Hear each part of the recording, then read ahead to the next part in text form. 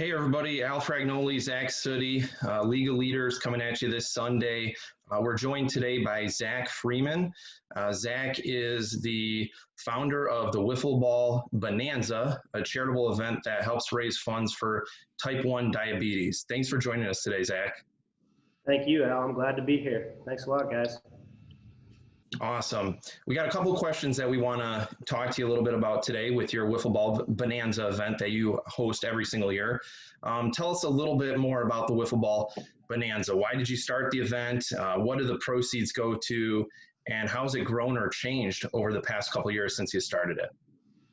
Right. So just to initially get started, it started by going to a basketball tournament. I went to a 2-on-2 basketball tournament in Westmont, which is close to Johnstown, Pennsylvania. My friend had invited me there. It's called Barn Ball. They still run it every summer. It's a great event. If you ever get an opportunity to go to that, check it out. But I went out there and it was 2-on-2. They played in a barn. There was barbecue, live bands, and probably I'd say close to 300-400 people. And I was just in total awe. I was 16 at the time. So I came back and I told my dad about this event, and I said, we got to do something exactly like it, because I'm a big sports junkie and I was just basically all energetic about this. So he said, well, do you want to do a basketball tournament? And I said, no, we can't double dip. That's kind of their thing. So sure enough, I'm just like a couple days go by and I'm in my parents' backyard, and I swear to God, it sounds like the most cliche thing ever, but I look across to my neighbor's yard, and Suddy, he's been to the Bonanza, so he knows what I'm talking about. And there's this little, I don't know, maybe 30 by 50 yard field, and it's just empty. And I seriously had like a Kevin Costner type envision, like you got to build a wiffle ball field there.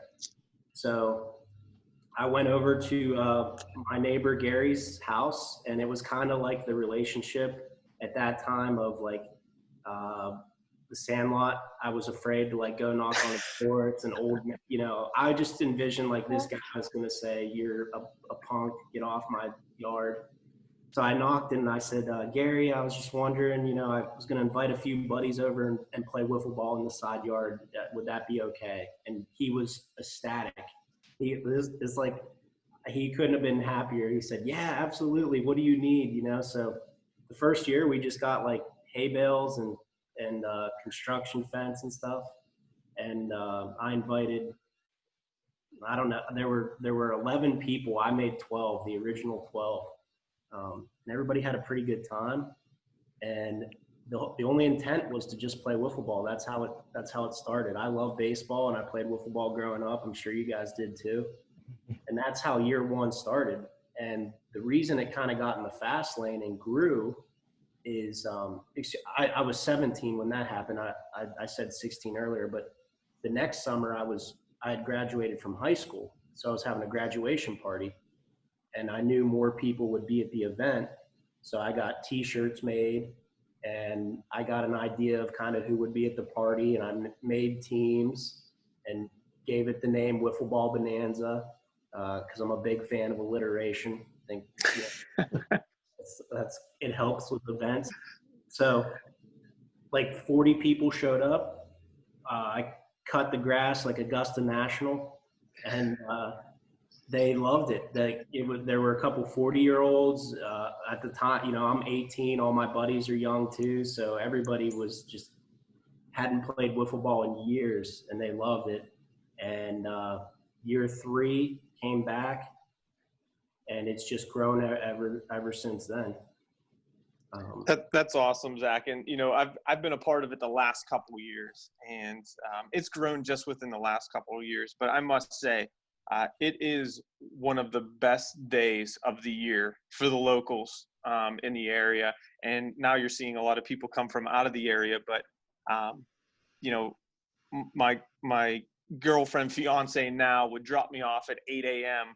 down at the field and let me play wiffle ball all day and come pick me up at 10, 11 o'clock at night, or whenever we were, we'd lose because we can't make it past the first round of the playoffs, but that's another issue. So you've raised a lot of money for My One Friend at Children's Hospital of Pittsburgh, which you partnered with recently. It is dedicated to those with type 1 diabetes. 2019 was your most successful year in terms of raising money. How did the event change really in 2019? And talk about the creative ideas that you had in raising money, because I just saw, there were so many cool things that day that raised money that I think other events can learn from, and talk about, what that number was at the end of 2019, what you finally raised. Yeah, just to tie back into what Al had originally asked, like, that is our primary focus. Obviously, I'm a type 1 diabetic. When we first started, we had no intention of this ever being a charitable event. We just kind of got going. And it wasn't until year 4, and all credit to my mom, we literally had like 150 random quote unquote people in our neighbor's yard. And she was like, you should just throw a bucket out and see if we can raise some money for JDRF. So that's all it was. We just put a bucket out. And sure enough, like at the end of the night, we're cleaning everything up and we checked the bucket and there was $700 in there. Like, we didn't do anything. We just put a bucket there. So that's when year 4, I kind of got the indication that, okay, we really have something here. And at the time, Facebook wasn't as big as it is now, and events and inviting people, that's really like when that started to become the norm. So I think we really lucked out in that regard with the ease of just being able to invite people to your party or to your event. That was one helpful thing in getting going.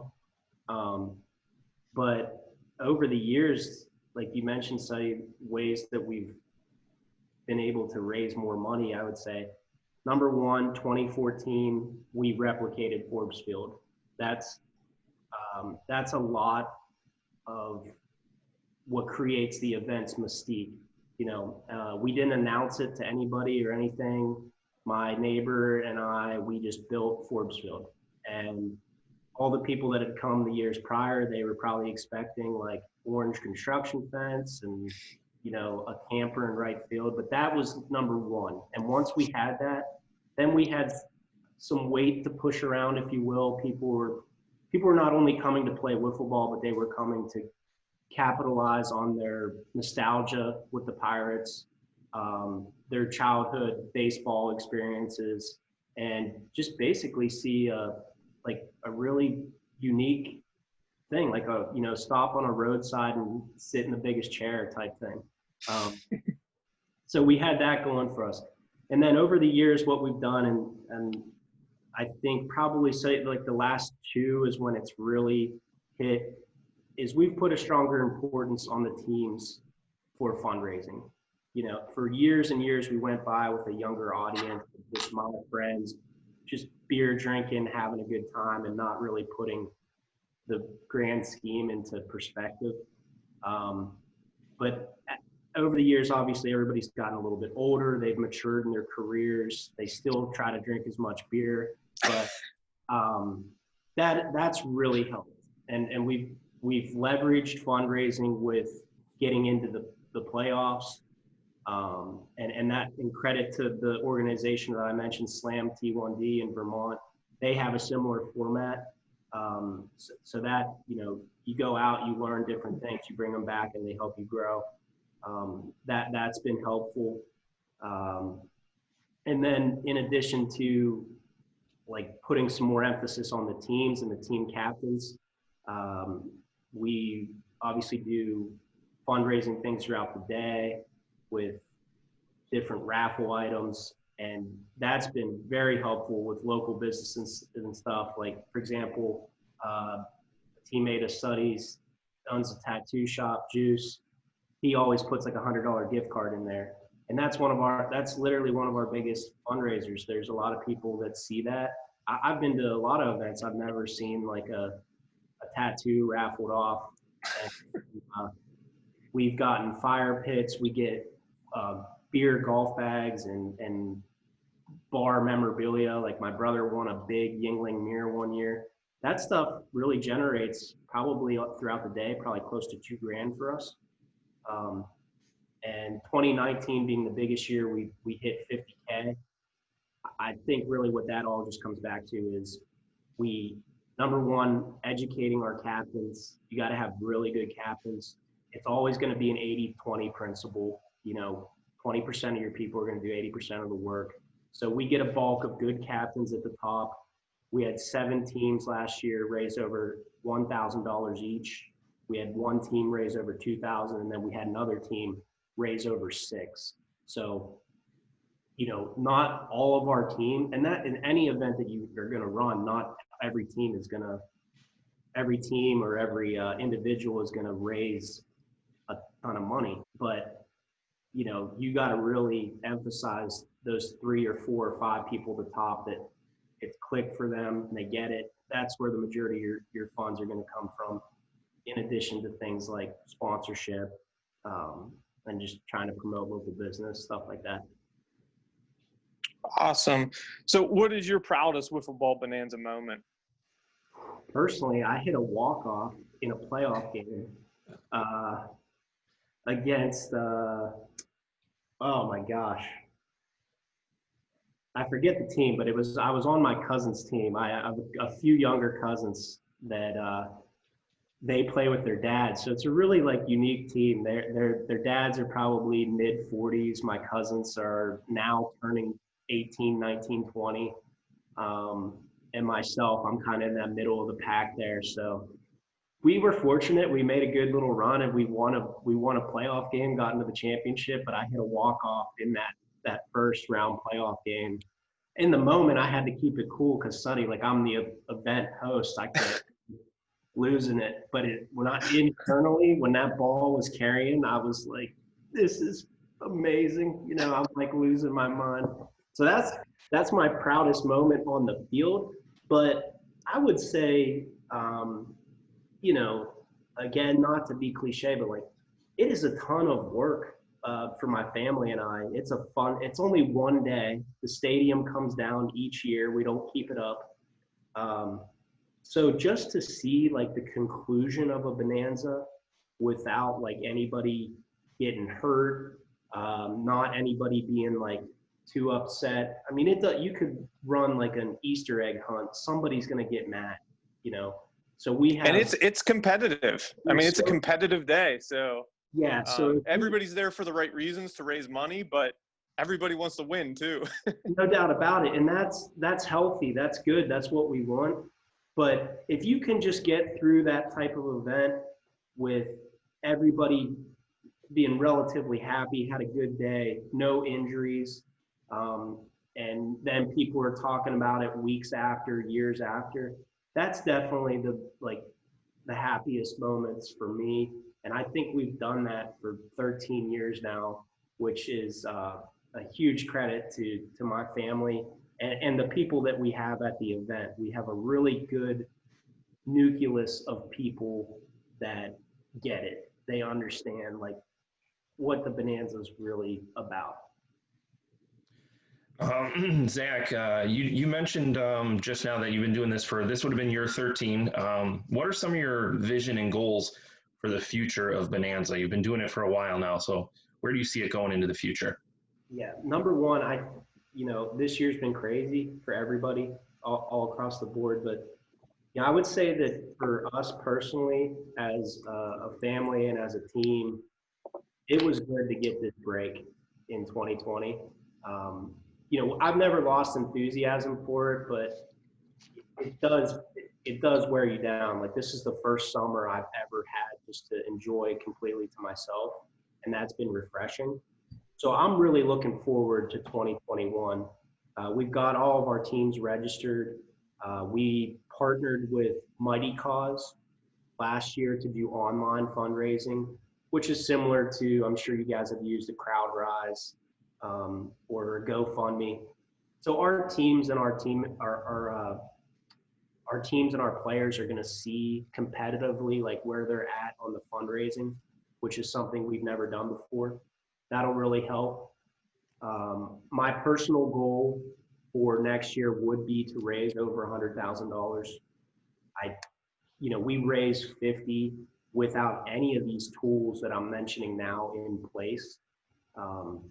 It's more or less just been through PayPal and teams going out and getting sponsorships and then all that raffle stuff that we mentioned earlier. So to have this online platform, I think that'll be the bulk of our fundraising. And then hopefully through maybe now like an even stronger network, we could get some people that would be interested in donating or just coming down and seeing what the field's like. One thing that I think both of you guys were aware of, but that was going to happen this year was 93.7 The Fan was going to be at the event, and they were going to have a team. Colin Dunlap was really propelling that forward for us, and I was in communication with him. And I know he's with his daughter and stuff, he's obviously, empathetic of any type of cause or trying to do good things in the community. So I think that really would have helped us a lot this year and leading into next year, but that's all set up for 2021. I'm really looking for that. But end goal, like I'm not to get morbid or anything. I'd like to get the Bonanza to, at least 15 years.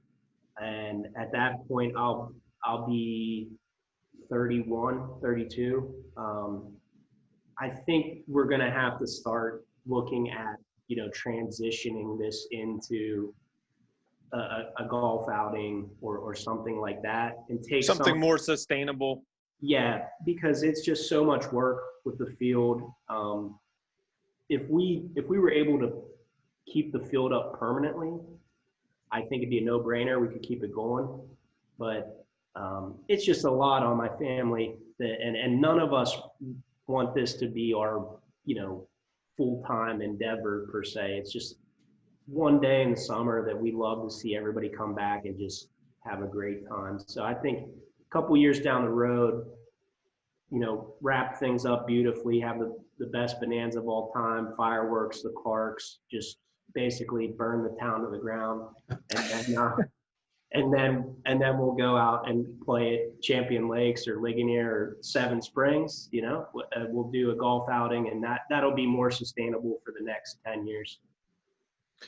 This is all awesome stuff. Thanks a lot, Zach, for coming on with us today and chatting with us about what you do with Wiffle Ball Bonanza and how you're able to raise money for type 1 diabetes. What you've done over the last decade is pretty awesome. The world definitely needs more people like you in it. So keep doing great things and keep bringing attention to the cause and keep raising money.